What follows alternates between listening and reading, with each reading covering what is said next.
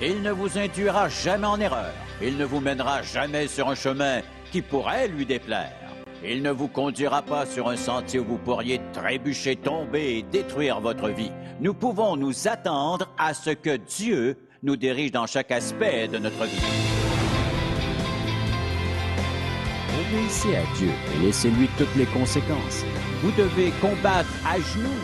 On récolte ce qu'on sème. Et encore plus avec les intérêts. Nous sommes plus grands et plus forts à genoux. Dieu peut remuer ciel et terre pour nous indiquer sa volonté.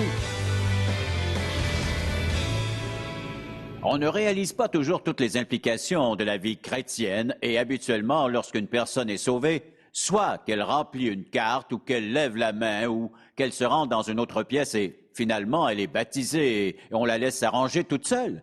La plupart des gens diront « c'est ce qui m'est arrivé ». Personne ne s'est assis pour me dire « maintenant que tu as reçu Jésus-Christ, voici à quoi tu peux t'attendre ».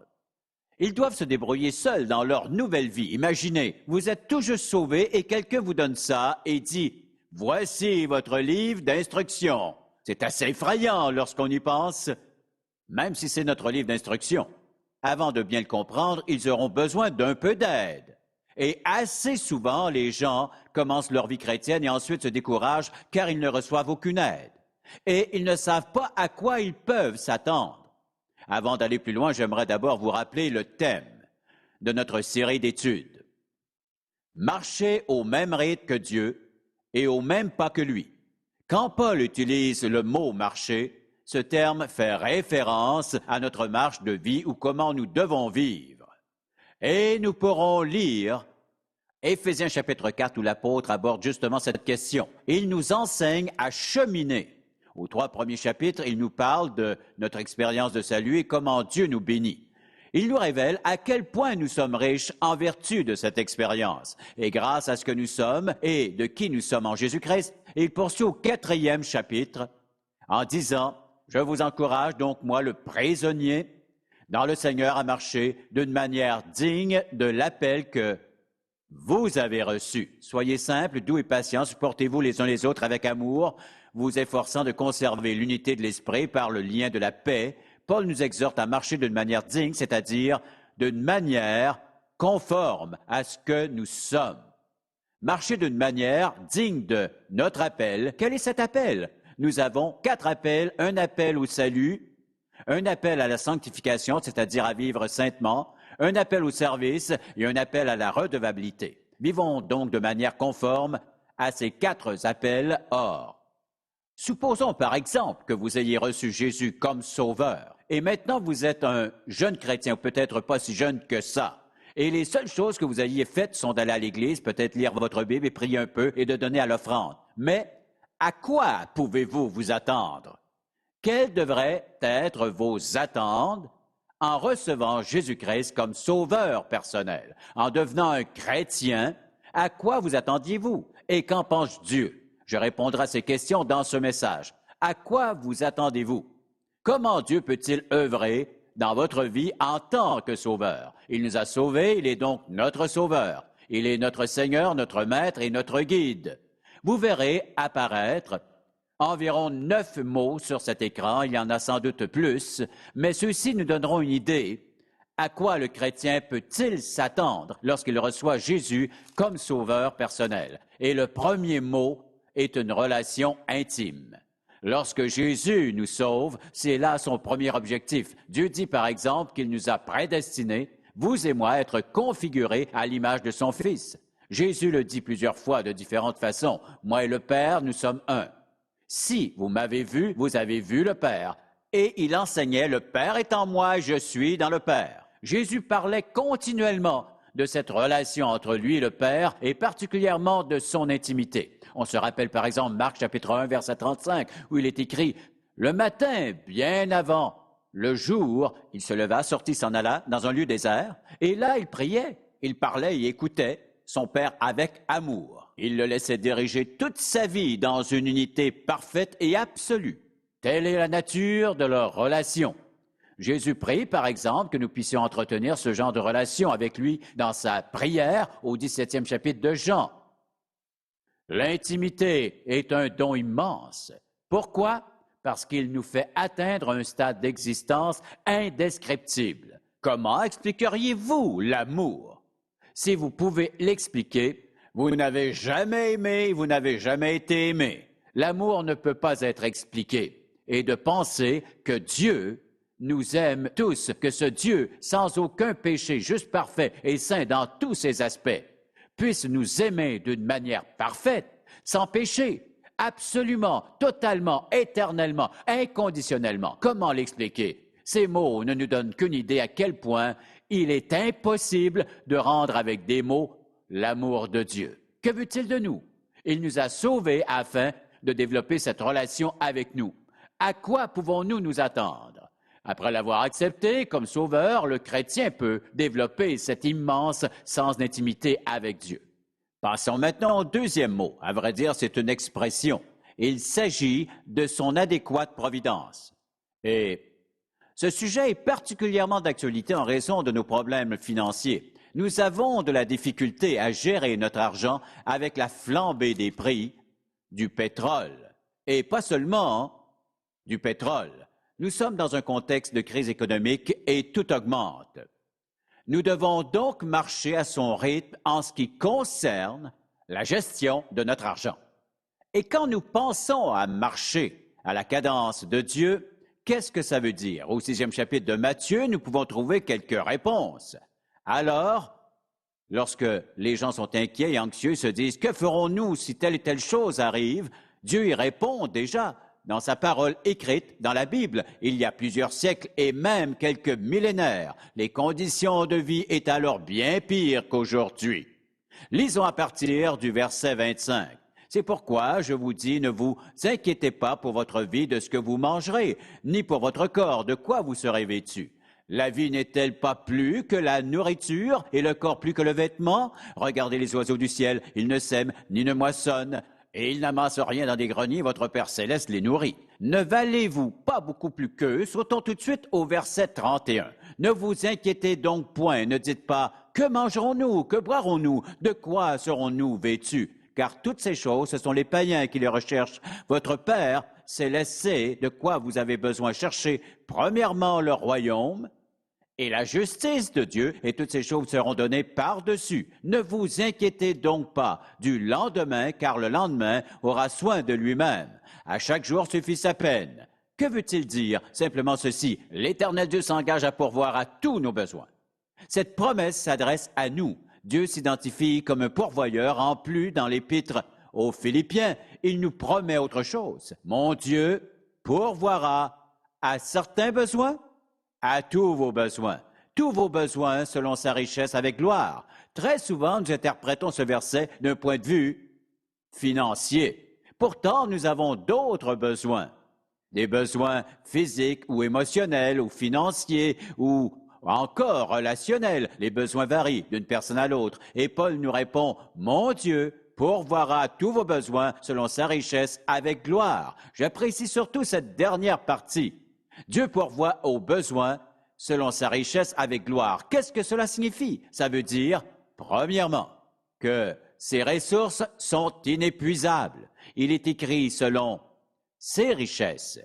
Comment accéder à ces richesses? Je puis seulement y accéder en suivant Dieu. Si Jésus est mon sauveur, il me donne accès à ces richesses, que mes besoins soient de nature émotionnelle ou encore des besoins physiques, des besoins matériels. Jésus pourvoit selon sa richesse avec gloire, mais Dieu les réserve exclusivement à ses enfants. Ces promesses sont très claires. Nous ne devons pas nous inquiéter, car il pourvoit à nos besoins. Mais il va encore plus loin dans la deuxième épître de Paul aux Corinthiens, au chapitre 9. La plupart des gens ne s'attardent pas sur ce passage. Pourtant, voici à quoi nous pouvons nous attendre lorsque nous marchons au même rythme que Dieu. Non seulement pourvoit-il à nos besoins, et il y pourvoit adéquatement, mais voyez dans 2 Corinthiens chapitre 9, verset 6. En fait, celui qui sème peu moissonnera peu, et celui qui sème en abondance moissonnera en abondance. Donc, si je donne plus, je recevrai plus. Si je donne moins, je recevrai moins. Que chacun donne comme il l'a résolu en son cœur, sans tristesse ni contrainte, car Dieu aime celui qui donne avec joie. Verset 8, « Et Dieu peut vous combler de toutes ses grâces, afin que, possédant toujours en toutes choses, de quoi satisfaire à tous vos besoins, vous ayez encore en abondance pour toute bonne œuvre. En d'autres mots, vous en aurez assez pour partager avec les autres. » C'est une promesse de Dieu que nous pouvons anticiper. Donnez, l'on vous donnera une bonne mesure bien tassée, secouée, débordante. Nous sommes en droit de nous attendre à ce que Dieu pourvoie tous nos besoins. Toutefois, même si nous sommes en droit de nous y attendre, nous n'avons aucun droit de regard sur la façon dont Dieu s'y prend pour pourvoir à nos besoins. Et souvent, il s'y prend d'une manière imprévue.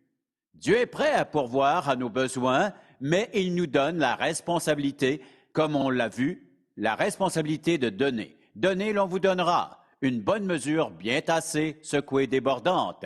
Mais ce n'est pas tout. Vous verrez bientôt apparaître une autre proposition. Le Saint-Esprit nous aide.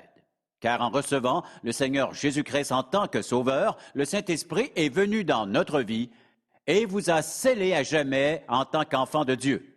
Si vous pensez « je suis sauvé, donc je fais ce que je veux », vous vous trompez. Car si vous êtes croyant et que vous vivez dans le péché, sachez que Dieu s'apprête à vous corriger. Si ce n'est pas déjà fait, méfiez-vous, car vous ne perdez rien pour attendre. Cela veut-il dire que Dieu nous déteste? Non, Dieu nous aime. Il nous corrige pour nous ramener à lui et dans sa volonté pour qu'il puisse nous bénir. Or, le Saint-Esprit habite en nous pour une foule de raisons. Je pourrais vous donner plusieurs passages bibliques. Par exemple, dans le chapitre 8 de l'Épître aux Romains, si quelqu'un n'a pas l'Esprit de Christ, il ne lui appartient pas. Et plus loin dans Romains chapitre 8, verset 26, il nous aide car nous ne savons même pas comment prier devant certaines circonstances inexplicables. Mais l'Esprit nous aide dans notre faiblesse. Il intercède pour nous par des soupirs inexprimables. Car nous crions à Dieu en implorant son conseil et sa direction quand nous ne savons pas comment prier. En ces temps, le Saint-Esprit nous accorde son aide. Dans la première épître aux Corinthiens, au 2e chapitre, nous voyons que l'Esprit de Dieu nous accorde le discernement ou l'habileté, ou si on préfère, la capacité de voir les choses comme elles le sont et non comme elles le paraissent. Lorsque nous écoutons les gens autour de nous, l'Esprit de Dieu nous donne le pouvoir de discerner, de savoir s'ils disent la vérité ou au contraire s'ils mentent. S'ils essaient de nous impressionner ou s'il n'en est rien, s'ils essaient de nous embobiner alors que nous connaissons les faits. Or, supposons que nous étudions la parole de Dieu, qui est celui qui nous aide à comprendre cette parole. L'Esprit de Dieu nous donne le discernement pour comprendre leur sens. Un esprit de discernement est un don de Dieu, puisque ce discernement vient de l'Esprit de Dieu, qu'il s'agisse d'interpréter la parole de Dieu ou d'interpréter les paroles d'une personne ou les pensées de son cœur. Nous pouvons également ajouter l'Évangile de Jean, chapitre 14 à 16. Il est l'enseignant, il nous conduit dans la vérité. Il peut s'agir d'une voix humaine, d'un messager physique, mais Dieu est celui qui enseigne. L'Esprit de Dieu nous permet de comprendre et nous aide à appliquer la parole de Dieu à notre vie. Et une des responsabilités, toujours selon Jean, consiste à nous convaincre de péché. Si vous êtes croyant, et que vous commencez à pécher contre Dieu, l'Esprit de Dieu que vous servez vous convaincra de ce péché. Mais dans le cas où nous continuons quand même à pécher, la voix de notre conscience s'affaiblira de plus en plus. C'est très dangereux. Le Saint-Esprit nous aide et nous dépendons de lui à chaque jour de notre vie. C'est lui qui nous donne l'énergie autant spirituelle que physique requise pour accomplir la volonté de Dieu. Elle est indispensable à cette fin. Prenons un exemple facile. Nous ne pourrions comprendre Jean 3,16 sans l'aide du Saint-Esprit. Le jour de votre salut, c'est lui qui vous a permis d'en comprendre le sens, de vous repentir de vos péchés et de recevoir Jésus-Christ en sachant que seule la mort de Jésus sur la croix pouvait vous procurer le pardon de Dieu. Nous pouvons donc nous attendre et anticiper l'immense travail du Saint-Esprit dans notre vie. Et ensuite, nous pouvons nous attendre à cette autre grande œuvre, la confiance. N'est-ce pas merveilleux de pouvoir rester confiant au milieu des pires épreuves? Oui, parce que, premièrement, en marchant à la même cadence que Dieu, Rien ne pourra vous arriver sans que Dieu ne l'ait d'abord permis. Il permet certaines choses, il nous protège de certaines autres. Certaines nous plaisent, certaines nous blessent. Quand nous marchons au même rythme que Dieu et que nous réagissons correctement, Dieu utilise même les souffrances les plus aiguës et il s'en sert afin de nous fortifier, édifier, faire grandir et mûrir et nous équiper pour que nous puissions aider d'autres personnes en difficulté qui vivent des épreuves. Nous ne développons cette confiance qu'à travers les expériences bonnes ou mauvaises. Dieu reste avec nous. Des gens viennent parfois me voir pour me dire « Oh, vous ne savez pas ce que je vis en ce moment, si vous le saviez. Ma femme m'a laissé, mon mari m'a quitté et je vis telle ou telle énorme épreuve et pourquoi Dieu a permis ça? Écoutez, je peux seulement vous dire ceci. Au pire moment de ma vie, je me rappelle que c'était un dimanche après-midi. J'étais à genoux chez moi, près du sofa. Je disais à Dieu à quel point j'avais mal. Je pleurais. Je m'apitoyais peut-être un peu sur moi-même, je ne sais pas, en de telles situations, en quoi l'apitoiement se distingue-t-elle de la pure douleur? Je n'oublierai jamais tous les sentiments que j'éprouvais. J'ai un peu relevé la tête, et pendant un bref moment, fraction de seconde, c'est comme si je voyais la face du Christ. Je ne sais pas à quoi il ressemble, je vous dis ce que j'ai vu. Ou plutôt ce que j'ai entendu. Je suis avec toi. Et à partir de ce moment, j'ai renoncé à beaucoup de peine, de sentiments d'isolement, de frustration, d'anxiété, probablement de colère. Je suis avec toi. Rien ne peut se comparer à cela. Parfois, les gens me disent « Oh, pasteur, vous ne savez pas. » Oui, je sais. Vous n'êtes pas là. Je l'ai été. Comment vous faire comprendre? Je comprends. Mais je comprends aussi que les promesses de la parole de Dieu sont absolument vraies. Il a promis de ne jamais nous abandonner et il n'a fait aucune restriction. Il a dit jamais. Qu'est-ce que ça signifie? Que veut dire jamais? C'est assez simple à comprendre. Dieu a promis, je ne te laisserai, je ne t'abandonnerai jamais. Nous pouvons aussi nous attendre à d'inévitables conflits. Jésus en a eu. Nous sommes parfois tentés, en considérant la vie de Jésus, de s'imaginer que tout allait bien, mais allons dans la deuxième épître à Timothée pour un moment. Et là, nous lirons un verset intéressant. 2 Timothée au 3e chapitre et verset 12. Voyez-vous, les gens semblent penser qu'en vivant chrétiennement, on ne connaîtra que paix, bonheur et joie. Mais est-ce bien là le genre de vie que Jésus a vécu sur la terre? Non! Regardons ce verset 12. « Or, tous ceux qui veulent vivre pieusement en Jésus-Christ seront persécutés. » À quoi pouvons-nous nous attendre? À être persécutés. Si nous voulons vivre pieusement, nous serons mal compris. En disant la vérité, vous serez souvent mal compris. Au travail, vous serez mal compris. À la maison, vous pourriez l'être aussi. Ils haïront votre mode de vie. Certaines femmes vivent avec des hommes qui haïssent Dieu, mais elles sont croyantes. Des hommes vivent avec des femmes qui ne veulent rien entendre. Du christianisme, rien du tout. Des enfants vivent avec des parents totalement donnés au péché. Pourtant, ils veulent venir à l'Église pour entendre la vérité. On trouve des conflits partout. Partout autour de nous, des conflits. Dans toutes les couches de la société, nous trouvons des gens qui se disputent entre eux. Et souvent, ces disputes peuvent dégénérer en toutes sortes de violences physiques et de souffrances. C'est absolument inévitable. Si vous voulez vivre pieusement en Jésus-Christ, vous serez confrontés à des conflits. Mais, rappelons-nous la promesse, il restera avec nous tout au long du chemin. Et ensuite, nous pouvons produire un impact positif. Si nous marchons au rythme de Dieu, nous produisons un impact positif. Car alors, en marchant à la cadence de Dieu, avec la présence du Saint-Esprit en nous, si nous marchons à son rythme, l'Esprit de Dieu qui est en nous est disponible et capable de parler aux autres à travers nous. Votre caractère, votre conversation et votre conduite, en fait, avant même d'ouvrir la bouche, vous pouvez produire un impact par votre manière de vivre. Et je crois qu'une personne vraiment chrétienne, une croyante, qui vit dans la piété, au moment de faire connaissance, plus souvent qu'autrement, elle n'a pas à dire un seul mot, c'est écrit sur son visage. Je ne dis pas que tous les croyants dégagent cet air, mais je dis que leur contenance peut l'exprimer. À cause d'un cœur pur et du fait qu'ils marchent avec Dieu, ils n'ont rien à cacher. Ils obéissent à Dieu, ils croient en sa parole. Ils n'ont rien à cacher.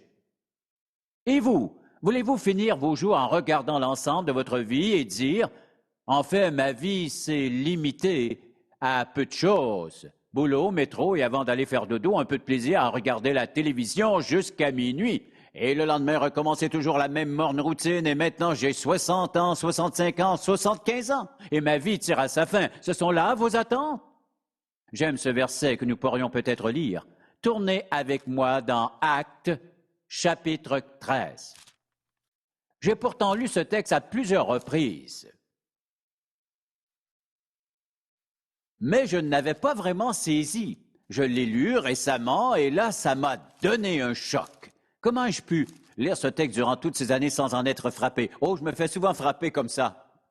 Dieu merci. Je peux vous dire franchement que je ne veux jamais lire ma Bible au point que ça ne m'atteigne plus. Jetons un coup d'œil sur le verset 36 du 13e chapitre des Actes. Or, David, après avoir en son temps servi au dessein de Dieu, est mort, a été réuni à ses pairs et a vu la corruption. Qu'est-ce qu'il a fait? Il l'a servi au dessein de Dieu. Il a produit un impact dont on parle encore aujourd'hui. Considérez les psaumes. Il a connu des hauts et des bas. Quand vous voulez être réconforté et fortifié, allez dans les psaumes, car il a servi au dessein de Dieu dans chaque aspect de sa vie, au milieu des conflits. Ainsi en est-il, pour nous, nous produisions plus d'impact au milieu des conflits. J'aimerais ajouter un élément ou deux pour terminer. Et je vous ai préparé une courte liste de mots que vous pouvez noter. J'attire d'abord votre attention sur le thème général de cette série. Si vous marchez au rythme de Dieu, vous le servirez. Vous ne pourrez pas marcher à son rythme sans le servir. Et au 12e chapitre de Jean, nous en avons la preuve évidente. Remarquez bien ce qui est écrit ici. Jean chapitre 12, verset 26. Si quelqu'un me sert, qu'il me suive, qu'il marche à mon rythme. Et là où je suis, là aussi sera mon serviteur. Si quelqu'un me sert, le Père l'honorera. Jésus-Christ est venu pour donner sa vie en rançon pour beaucoup, pour servir et non pour être servi, et pour mener une authentique vie de croyant qui marche au rythme de Dieu, vous devez le servir. Et David, après avoir servi au dessein de Dieu, il y a consacré sa vie. Ensuite, le Seigneur l'a pris. Je vous pose alors la question. À quel dessein servez-vous? La plupart des gens ne servent qu'eux-mêmes. Ils vivent pour eux-mêmes. Mon argent, mon temps, ma famille, mon plaisir, mon ceci, mon cela, ils n'ont aucune pensée pour Dieu, pour servir à son dessein. Mais Dieu vous a créé pour servir à son dessein, pour accomplir son plan pour votre vie, quel qu'il soit. Car cela l'honore. Nous pouvons le servir de différentes manières. En témoignant de lui à notre travail. Nous pouvons aussi témoigner de lui en aidant les gens dans le besoin. Vous dites, ce n'est pas ça, servir Dieu? Mais oui! Dieu ne nous appelle pas tous à faire la même chose. Il nous appelle à le servir. Et je vous le répète une autre fois, à la fin de votre vie, que voulez-vous voir en faisant le bilan? Ceux que vous avez conduits à Christ? Ceux que vous avez aidés? Ceux que vous aurez sauvés d'une vie gâchée par les drogues ou l'alcool? Ceux que vous aurez contribué à vêtir ou encore à nourrir? Ceux à qui vous aurez fait le monde? Ceux pour qui vous aurez prié? Vous aurez alors servi le Dieu vivant. Car vous voyez, servir le Dieu vivant dépasse de loin la vie d'un simple chrétien qui va seulement à l'Église, pour ensuite vivre comme le monde le reste de la semaine. Servir Dieu exige un effort délibéré de votre part. Et je vous propose d'accomplir ceci, de vivre votre vie pour qu'à chaque jour, vous puissiez dire à la fin de la journée, Seigneur Jésus-Christ, j'ai essayé de servir à ton dessein aujourd'hui. Soyez certain que vous dormirez mieux. Vous vous sentirez mieux dans votre peau. Vous vous sentirez mieux dans votre relation avec Dieu. Et pourquoi? Parce que soudainement, vous serez monté à un niveau supérieur. Car alors, vous serez où Dieu veut que vous soyez. Vous vivrez pour le servir. Maintenant, n'auriez-vous pas souhaité entendre cela lorsque vous avez été sauvé? Que quelqu'un vous approche pour vous dire toutes ces choses? Pour vous catapulter dans la vie chrétienne. La plupart ont pris ce rythme de croissance. Et pourquoi? Ce n'est pas qu'ils ne voulaient pas, c'est simplement qu'ils ne savaient pas. Maintenant, vous savez. Et rassurez-vous, je n'invente rien, je vous partage simplement la vérité de la parole de Dieu. Le mode d'emploi pour l'humanité, le livre de Dieu, la manière de vivre, la manière de mourir, la manière d'être heureux et en paix, comme l'a dit Jésus. Je vous donne ma paix, je ne vous donne pas comme le monde donne, car cela ne fonctionne pas. Que votre cœur ne se trouble point et ne s'alarme point. Je veux vous encourager, si vous n'avez pas reçu Jésus-Christ en tant que sauveur, à tout ce que vous pouvez perdre si vous ne l'avez pas. Mais si vous voulez améliorer votre vie, soumettez-la au Seigneur Dieu. Dites-lui que vous confessez vos péchés et que vous croyez qu'il est mort sur la croix en donnant son sang pour vous racheter. Acceptez-le personnellement comme sauveur et recevez le Saint-Esprit dans votre vie, conformément à ses promesses. Alors, par l'Esprit de Dieu qui vit en vous, il vous permettra de vivre chrétiennement, saintement, dans la paix et le bonheur. Et à l'heure du conflit, il restera avec vous pour vous aider. Rien ne peut se comparer à cette vie. Amen. Père, nous te sommes reconnaissants de ton immense amour pour nous. Je prie que le Saint-Esprit grave ce message profondément dans le cœur de toutes les personnes qui l'entendront. Ils ne l'aimeront peut-être pas, mais fais en sorte qu'ils ne puissent le fuir. Et dans leur désespoir, qu'ils se tournent vers toi pour recevoir Jésus-Christ comme Sauveur. C'est ma prière. En son nom. Amen. Pour obtenir plus d'informations sur les ministères en contact ou pour savoir comment entretenir une relation personnelle avec Jésus-Christ, composez notre numéro de téléphone ou écrivez-nous en utilisant l'adresse sur votre écran. En contact avec Charles Stanley a été réalisé par la grâce de Dieu et la fidélité de nos partenaires de ministère à travers le monde.